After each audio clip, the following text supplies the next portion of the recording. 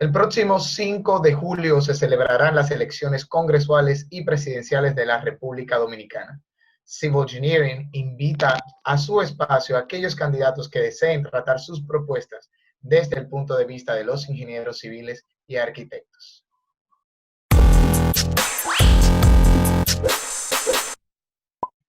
Bienvenidos a este Civil Engineering Podcast y la serie de entrevistas para las próximas elecciones de la República Dominicana.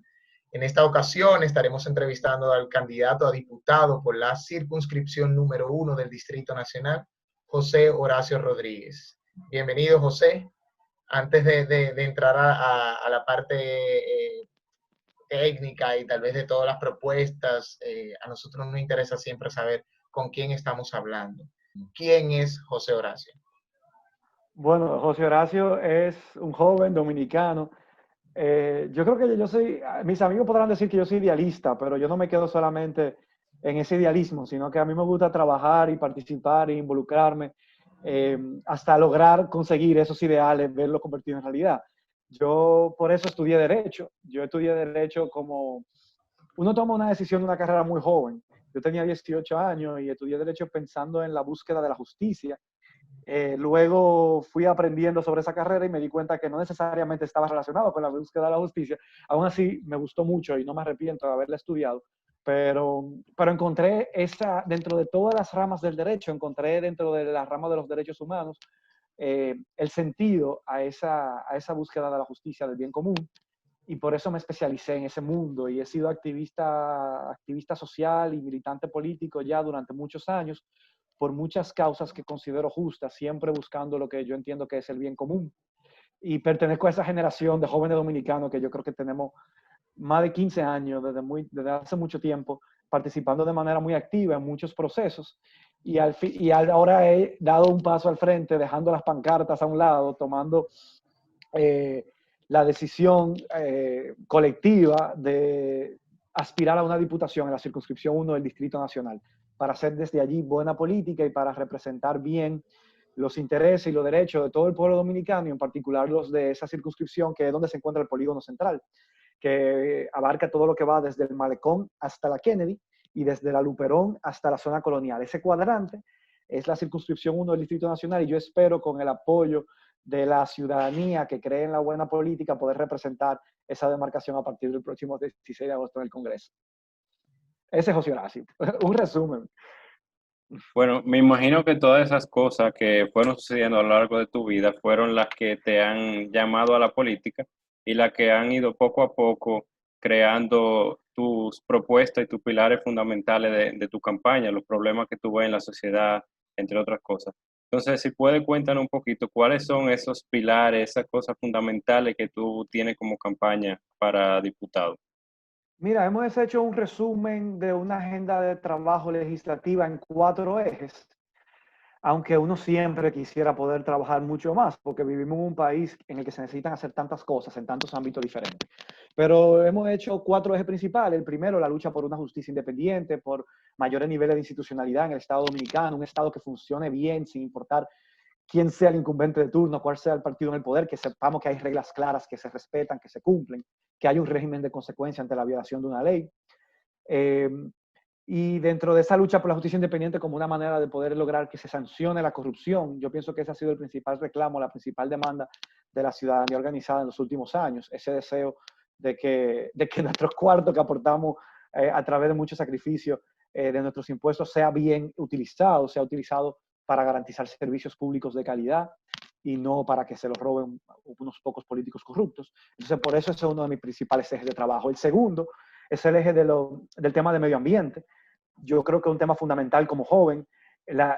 Un futuro sostenible en la República Dominicana va a depender de que preservemos y cuidemos y protejamos el medio ambiente, porque somos un país que es uno de los más vulnerables a nivel mundial frente al cambio climático y eso implica que adoptemos de manera seria y responsable planes de resiliencia, de mitigación frente al impacto que tendrá el cambio climático y la amenaza que eso implica para la seguridad alimentaria, para la propia economía dominicana.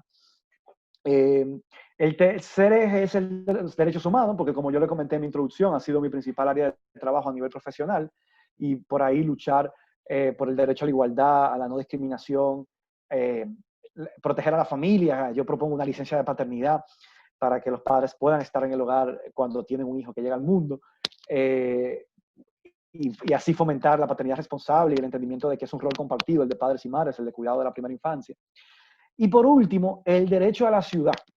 Yo creo que es fundamental, como un joven que creció y se desarrolló prácticamente toda su vida en la ciudad de Santo Domingo, yo aspiro a vivir en una ciudad más vivible, más agradable, más transitable. Y por eso ese eje para mí es prioritario.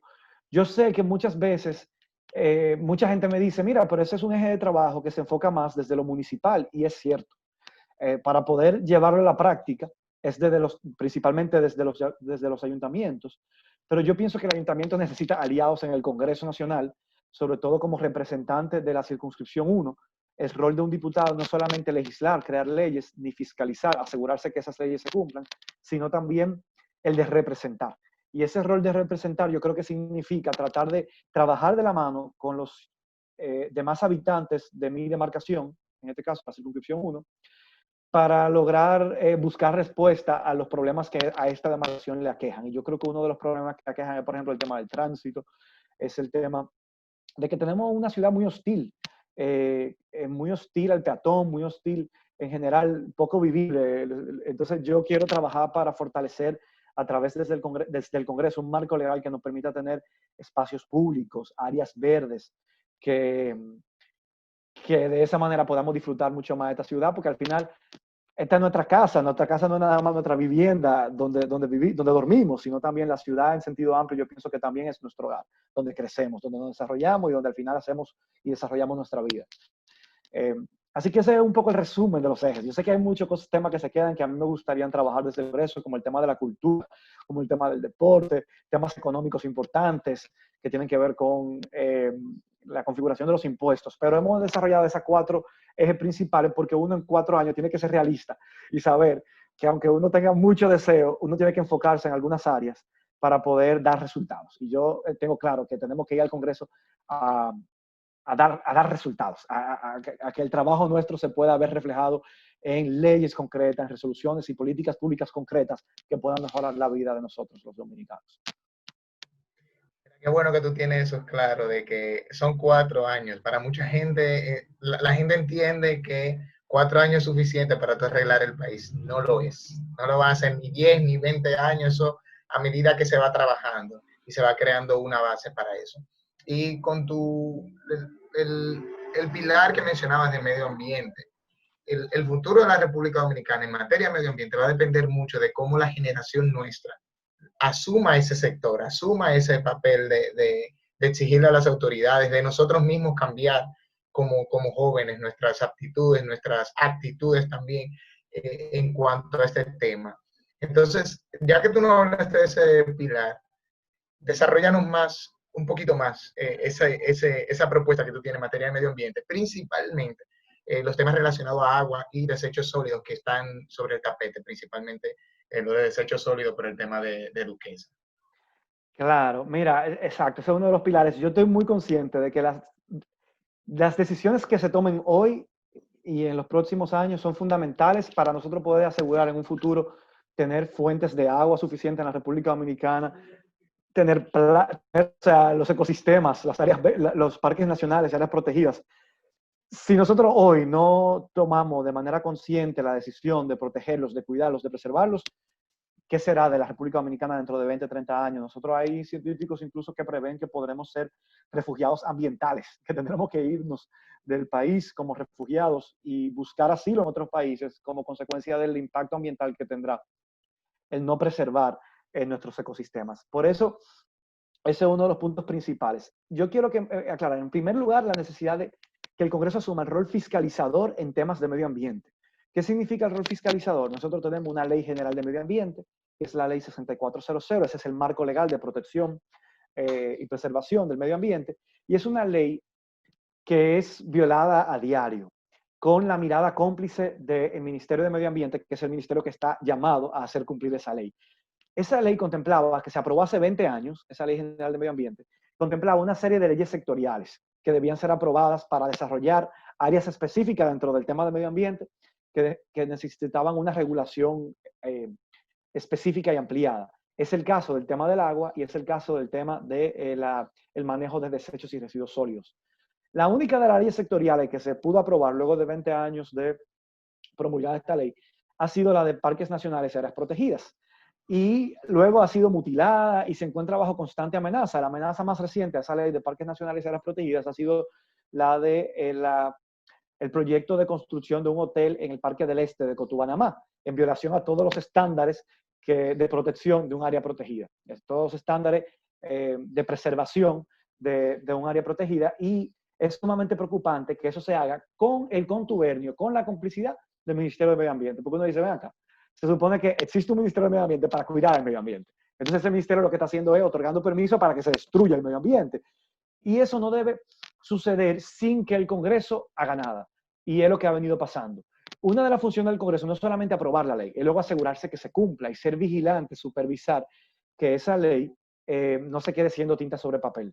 Y por eso mi compromiso principal es ir a la Comisión de Medio Ambiente de la Cámara de Diputados para fiscalizar el cumplimiento de esta ley. Y si es necesario llamar a interpelar a un ministro, si es necesario llamar a interpelar a cualquier funcionario público y cuestionarle sobre su actitud cómplice frente a este tipo de destrucción a nuestro parque nacional, eso el Congreso lo tiene que hacer y lo tiene que asumir. Y a esta altura, ya hace tiempo que quizás el ministro debió haber sido incluso destituido, porque ha sido de manera reiterada. Y el Congreso tiene ese poder.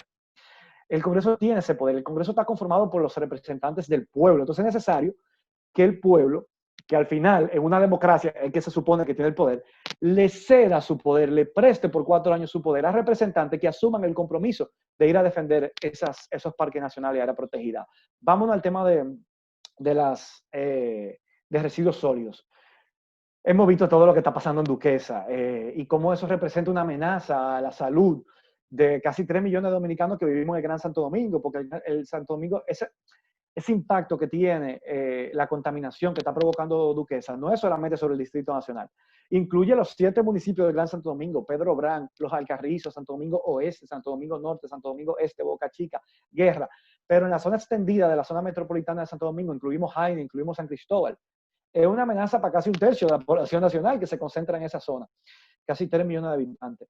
Entonces, eso es producto de no contar con un marco legal que regule cómo se gestionan los residuos sólidos que producimos.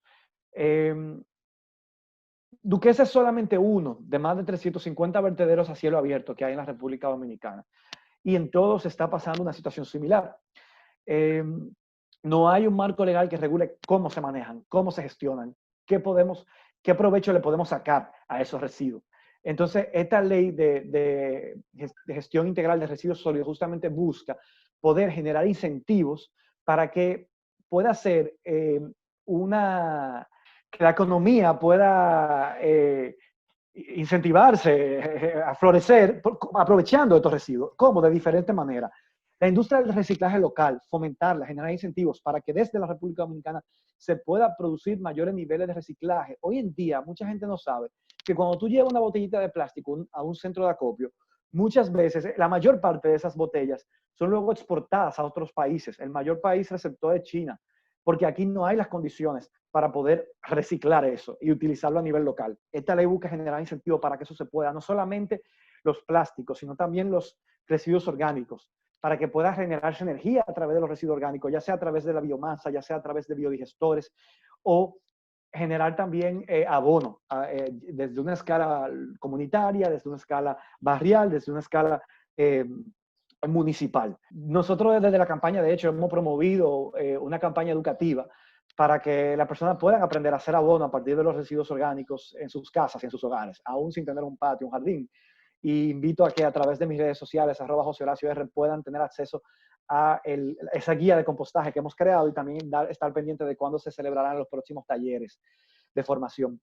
Esa ley debe contemplar incentivos para promover este tipo de alternativas. Y algo muy importante, que la clasificación de los residuos se dé desde la fuente de origen, es decir, desde los hogares, y no desde la fuente final donde llegan, que es en los vertederos, como ocurre hoy en día.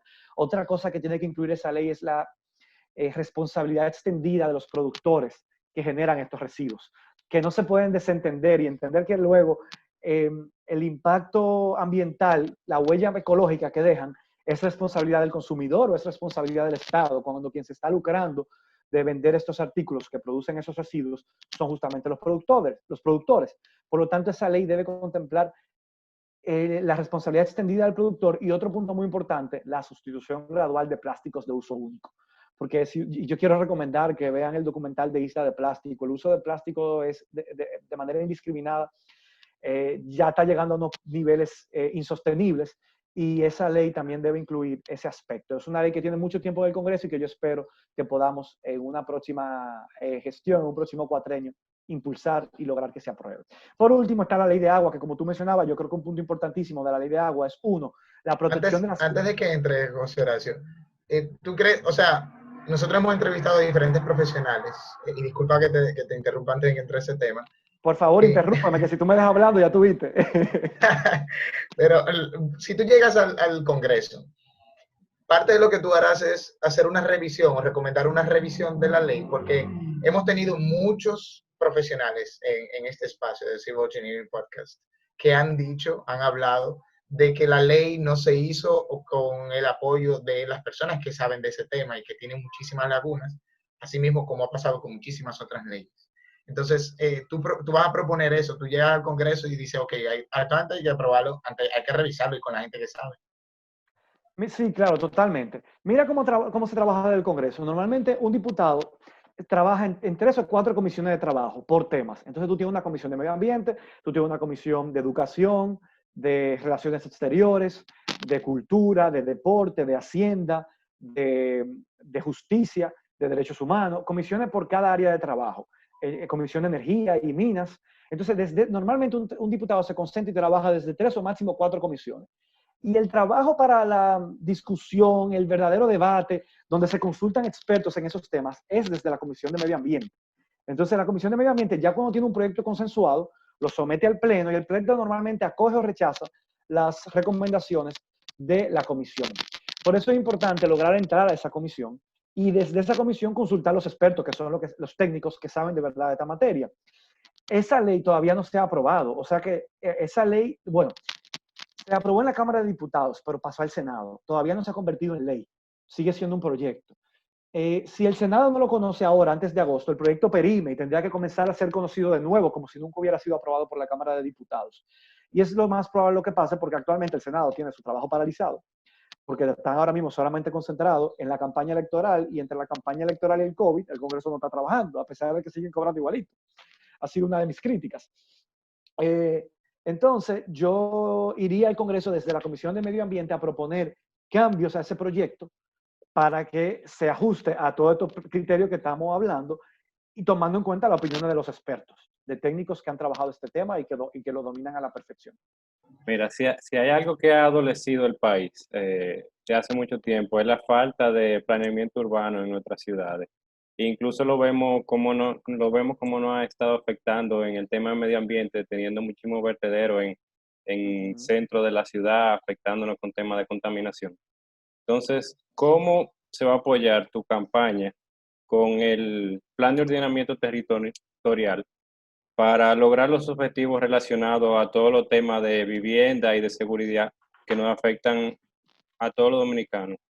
Mira, eso es importantísimo. Precisamente como no tenemos un plan de ordenamiento, las únicas 2 ciudades que tienen un plan de ordenamiento territorial son el Distrito Nacional y Santiago. Después ninguna otra en el país entero. Y nosotros no tenemos ni siquiera un marco legal. Otra de los proyectos de ley que están pendientes en el Congreso de aprobarse es el de ordenamiento territorial y uso de suelo. Porque hoy en día tenemos situaciones que se dan. Tú ves cómo se instalan, por ejemplo, estaciones de bomba de gasolina y justo al lado, sin ninguna distancia, un residencial donde viven decenas de familias. Y eso es un peligro. En cualquier otro país del mundo eso está regulado y está prohibido, porque tú tienes que establecer reglas de uso de suelo para impedir amenazas de ese tipo, incluso a la vida humana. Vimos lo que pasó hace como un año atrás con la explosión de la industria de Poliplast, donde tú tienes una industria de plástico con altos riesgos y al lado tú tienes guarderías infantiles, escuelas, viviendas, y si existiera un serio plan de ordenamiento territorial, eso no debería suceder. Debería haber una clasificación del uso del suelo para tú saber, bueno, qué zona es residencial, qué zona es industrial, en qué zona se permite X o Y tipo de comercio. Entonces, eso es fundamental. Yo tengo el compromiso también de lograr que se apruebe la ley de ordenamiento territorial y uso de suelo. Hay un proyecto en el Congreso también muy avanzado. Ese todavía no ha sido aprobado en la Cámara de Diputados, pero hay un informe muy avanzado. Y una de las cosas que tienen que incluir ese proyecto de ordenamiento territorial es la regulación de un mínimo de área verde por habitante en la ciudad. Nosotros no tenemos ninguna ley que establezca, ok, cada 10.000 habitantes tiene que haber 1 kilómetro cuadrado de área verde. O sea, eso no está en ningún lugar. O digamos 500 metros cuadrados de área verde cada 10.000 habitantes. Todas las ciudades del mundo que aspiran a convertirse en ciudades desarrolladas, que puedan, sobre todo una ciudad que quiere convertirse, que quiere tener un atractivo turístico, que quiere atraer turistas, tiene que contemplar parques, tiene que contemplar espacios públicos, zonas culturales, de acceso cultural y de oferta cultural atractiva, y también facilidad en la movilización, en la movilidad dentro de la ciudad. Y por eso es fundamental la aprobación de esta ley que incluya esos mínimos de áreas verdes, protección a los espacios públicos, porque una ciudad que muchos de los espacios públicos se han ido privatizando y se han privatizado de manera sistemática durante las últimas décadas en perjuicio del disfrute de los habitantes de la ciudad disfrutada y a esparcirse, a recrearse, a hacer deportes, y eso mejora la calidad de vida, y eso es uno de mis compromisos, un marco legal que impida y reconozca las áreas verdes como un derecho progresivo de los habitantes de la ciudad, y también los espacios públicos como un bien público de carácter superior, que está por encima de cualquier otro derecho. Así es reconocido en Europa, en España específicamente. La ley autonómica española, la mayoría de las comunidades autónomas reconocen los espacios públicos como un bien supremo, que está protegido, mira, como si fuera tan importante como el derecho a la educación, que en esos países es algo fundamental, innegociable y prioritario. Así está reconocido en la ley autonómica española, y yo quiero que en la República Dominicana también así sea reconocido, para que podamos recuperar muchas de los espacios públicos que hemos ido perdiendo.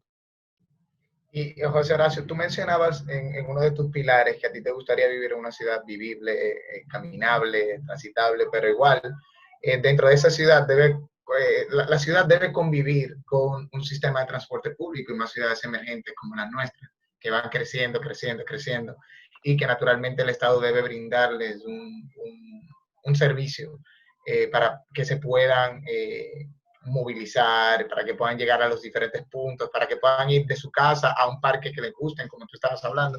O sea, ese sector debe verse beneficiado. Se vio beneficiado hace unos años con la aprobación de la ley. Pero, ¿qué tú propones como diputado, como candidato a diputado en ese sector, en el sector transporte? Y si puedes, una vez que termines, me gustaría que retomes el tema de la ley de agua, que te interrumpimos y realmente, pero sería interesante saberlo, porque nosotros lo hemos atacado muchas veces por acá. Y realmente a nosotros nos interesa mucho de ver cuál es tu perspectiva respecto a ese tema. Bueno, decía que la solución al problema del transporte es yo pienso que hay que promover un transporte público eficiente, de calidad, que tú sientas que te resulta más cómodo dejar tu vehículo estacionado e irte en un transporte público. Para eso tenemos que tener mejores aceras, tenemos que proteger las aceras. Hoy en día, en cualquier lugar donde hay un edificio en construcción, puede durar 2 años en construcción el edificio, 2 años que tú no tienes acera por donde caminar. Esa realidad tiene que cambiar, porque de nada sirve tampoco tener un buen transporte público y eficiente si tú sientes el peligro de que para ir desde la parada hasta tu lugar de destino, tú vas a tener que caminar 2 o 3 cuadras en medio de la calle, sujeto a que te atropelle un vehículo o un motor. Entonces, eso también tenemos que revisarlo, proteger. Por eso yo hablo mucho de la defensa de los espacios públicos y el sistema de transporte. Imagínate que ahí en el Paseo Churchill haya un tranvía donde tú te puedas montar y bajarte, un tranvía que no funciona, que no genera humo, que funciona de manera eléctrica, que no tiene que destruirse árboles para construirlo y que descargaría esa avenida de manera significativa, y que todo el que viva alrededor de todo lo largo de la Churchill pueda montarse y bajarse cuando quiera, y que luego tú lo conectas con otro en el malecón, y que todo el malecón tuviera un tranvía. Y es una solución mucho menos costosa quizá que el metro. Claro, estas son políticas ya que se pueden impulsar desde el Ejecutivo, no específicamente a través del Poder Legislativo, pero yo sí pienso que se debe promover, incentivar desde el Congreso Nacional el fortalecimiento de alternativas al transporte público eficiente, de calidad, y que esté acompañado de mayores niveles de seguridad ciudadana, porque también está el miedo a que si tú optas por el transporte público, que si me van a atracar, que si me van a robar, y a la protección de la vía pública por donde caminan los peatones, que hoy en día no hay la seguridad suficiente para lograrlo. Mira, yo creo que es posible. Ciudades como Medellín, como Bogotá, lograron esas transformaciones. Y los colombianos no son muy diferentes a nosotros los dominicanos, en términos de idiosincrasia, en términos culturales, en términos de desarrollo económico y cultural. Entonces yo creo que aquí también podemos, si ellos lo lograron y transformaron esas ciudades, Santo Domingo también puede, pero requiere un compromiso de su clase política con esta visión de país. Yo recuerdo siendo muy joven, escuchar los discursos en ese momento el presidente Fernández, el expresidente Leonel, diciendo como un logro que los discursos del 27 de febrero, que en ese año se habían vendido, había aumentado no sé cuántos miles de los vehículos que se habían vendido en ese año.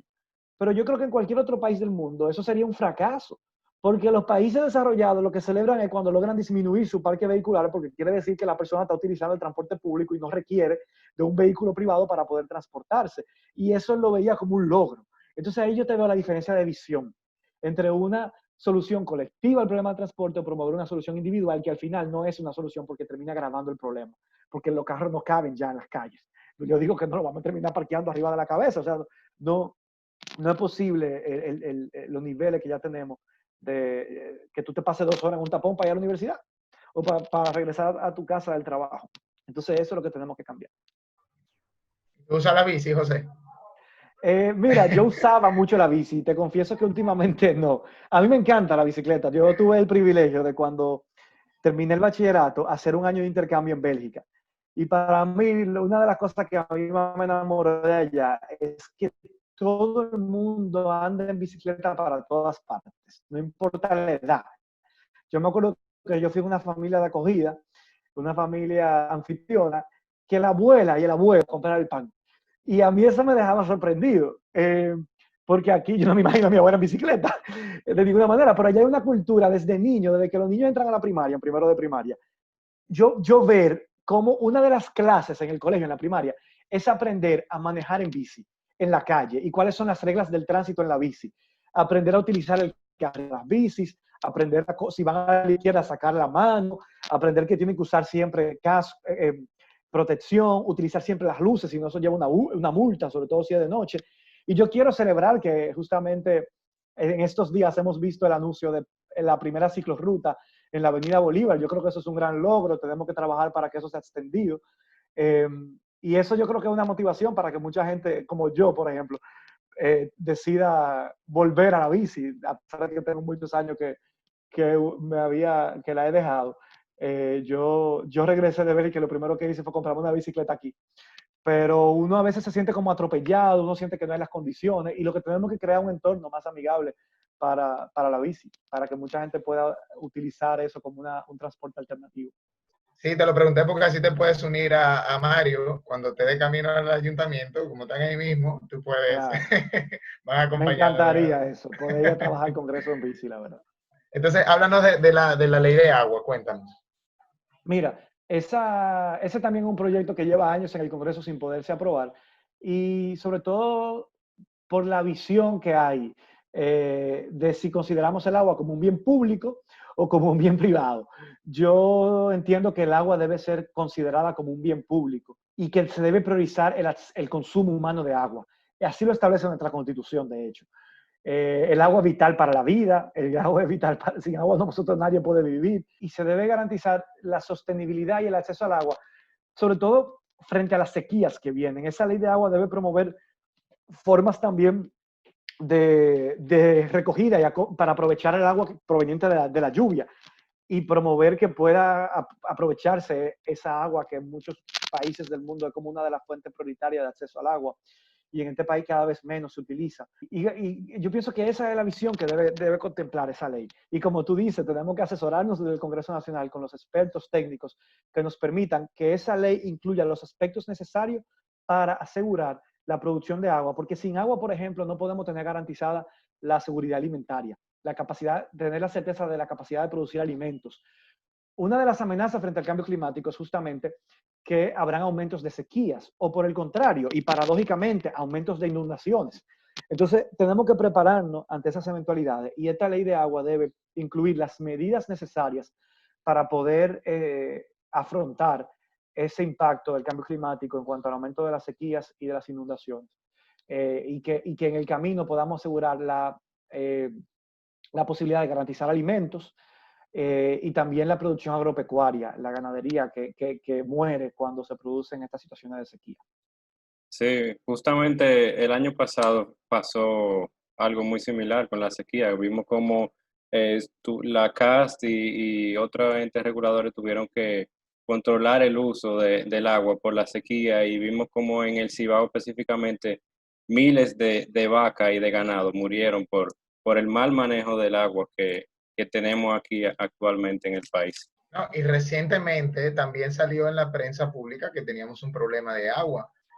Y es importantísimo. El agua incluso, si nosotros no hacemos algo ahora, lamentablemente no vamos a hacer nunca en el tema de agua. En otros países, el tema de agua fue importante, incluso fue importante cuando llegó un virus, cuando comenzaron a esparcirse los virus dentro dentro de esas ciudades. Si nosotros no aprovechamos esta pandemia para darle importancia al agua, que se ha masificado de una manera increíble el tema de que tenemos que lavarnos las manos y que debemos mantener la higiene. Si nosotros no partimos de ahí, lamentablemente nosotros en un futuro yo veo feo, a menos que lleguen personas como José Horacio a representarnos en el Congreso, en las diferentes instituciones públicas. Lo veo muy difícil que retomen ese tema. Hay otro punto fundamental. Según la ONE, la Oficina Nacional de Estadística, en la República Dominicana hay 350.000 hogares que no tienen acceso al agua. Para mí es una violación a los derechos de esos 350.000 hogares. ¿Cómo sean cero los hogares que no tienen acceso al agua? Una de las medidas fundamentales, como tú acabas de decir, Adonai, para poder evitar la propagación del virus es justamente la de promover que se laven frecuentemente las manos. ¿Cómo tú le puedes pedir a una familia que no tiene acceso al agua que se lave frecuentemente la mano? Y estamos hablando de 350.000 hogares, 350.000 familias. A un promedio de 4 personas por familia, estamos hablando de casi 1 millón de dominicanos. De los 11 millones de dominicanos, casi 1 millón, casi el 10% de la población, que no tiene acceso al agua en sus hogares. Entonces, eso es sumamente grave y algo que esta ley de agua debe ayudarnos a una realidad que esta ley de agua tiene que ayudarnos a cambiar. Sí, y justamente es un tema que se ha dejado olvidado por los políticos actuales que tenemos, porque es algo que la ciudadanía muchas veces no ve, porque la gente no ve como un gran logro que se haya instalado una tubería de agua para satisfacer a la población o que se haya instalado tubería para desechos de todo tipo, para darle un buen tratamiento al agua.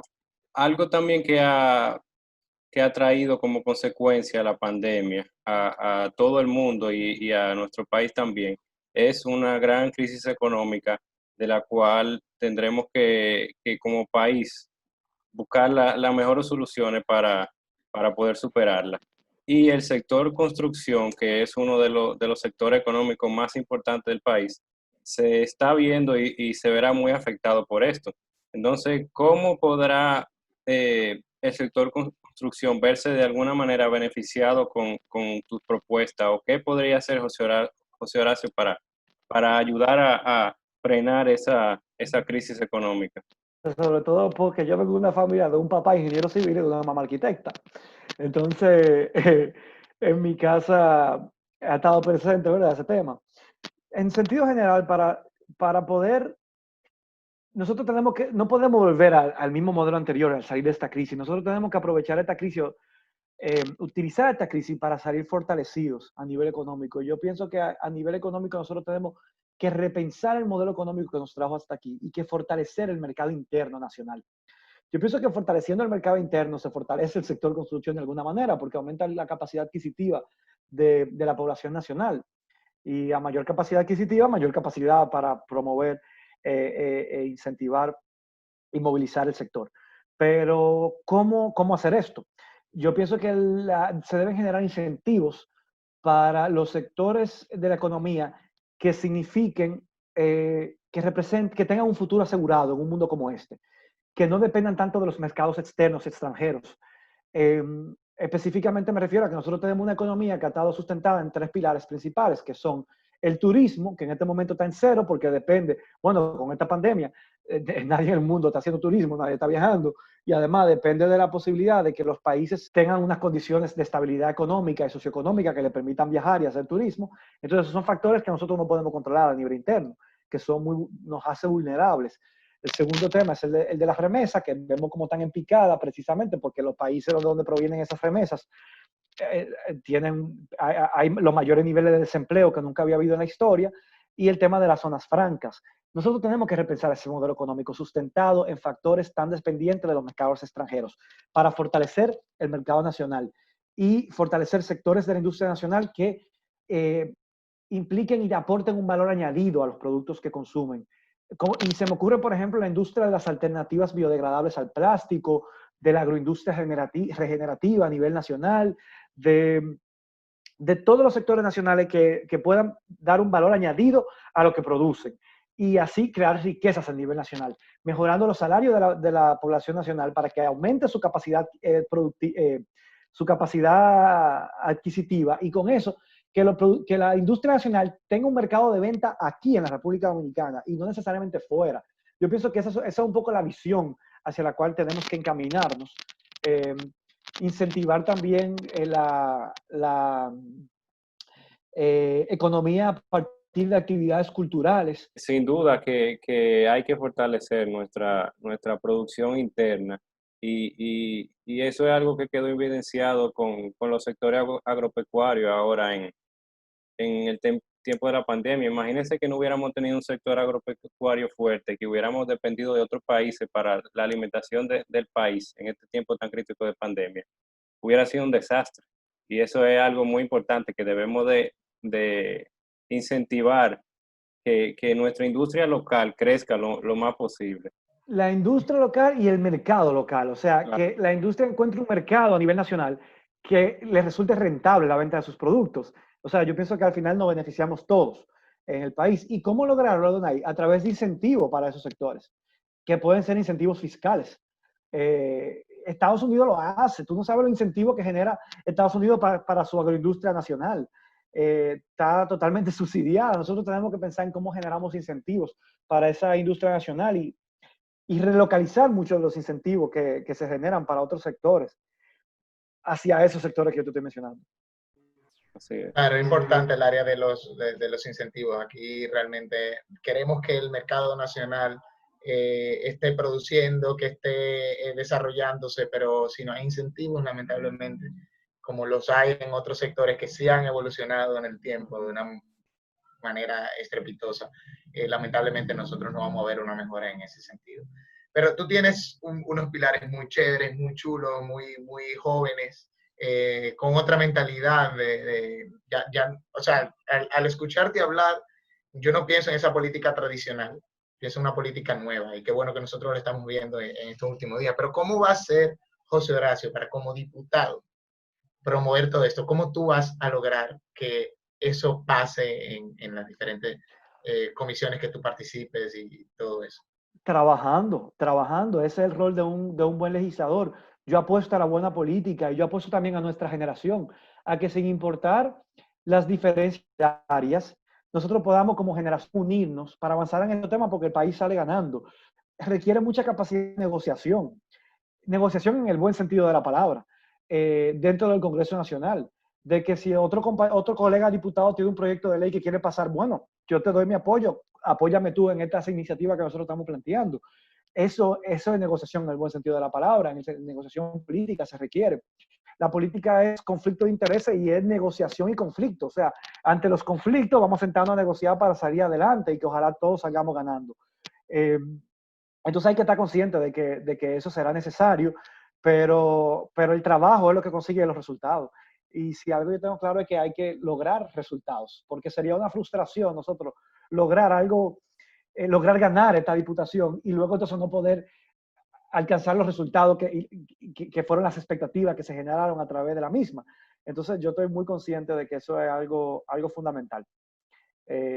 Yo quiero invitar a quienes nos escuchan a que conozcan más de mis propuestas visitando mi página web a www.josehoracio2020.com, o a que también puedan seguirme a través de las redes sociales para conocer más de mis propuestas, @JoseHoracioR en Instagram y en Twitter. Yo quiero hacer una reflexión final.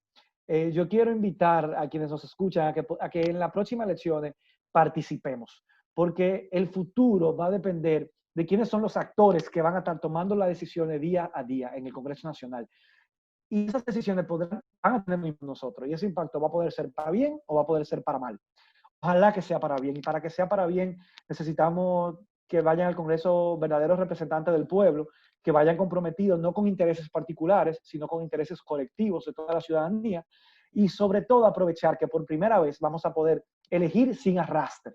Eso nos da mayor independencia, mayor libertad. Podremos elegir presidente, senador y diputado de cualquier partido. No hay arrastre y en total libertad. Y esa es una gran oportunidad para que la ciudadanía pueda tener un Congreso más plural, más democrático, y que pueda realmente ser un contrapeso del Poder Ejecutivo y así tener un mejor gobierno.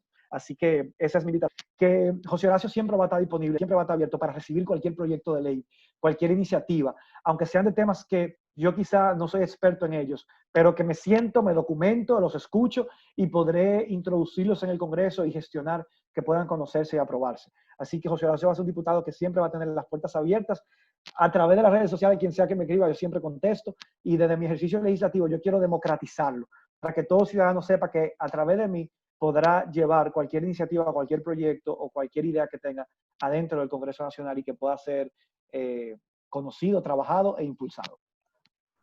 Excelente. Bueno, y para nosotros realmente es un ejemplo, porque nosotros te contactamos por las redes sociales y respondiste al instante. Y en verdad eso eso dice mucho de ti y de lo que tú propones. Bueno, muchísimas gracias, José, de verdad, por participar en esta conversación tan amena y tan interesante. Y qué bueno que diste a conocer tus propuestas a través de nuestro espacio, que es lo que nosotros buscamos.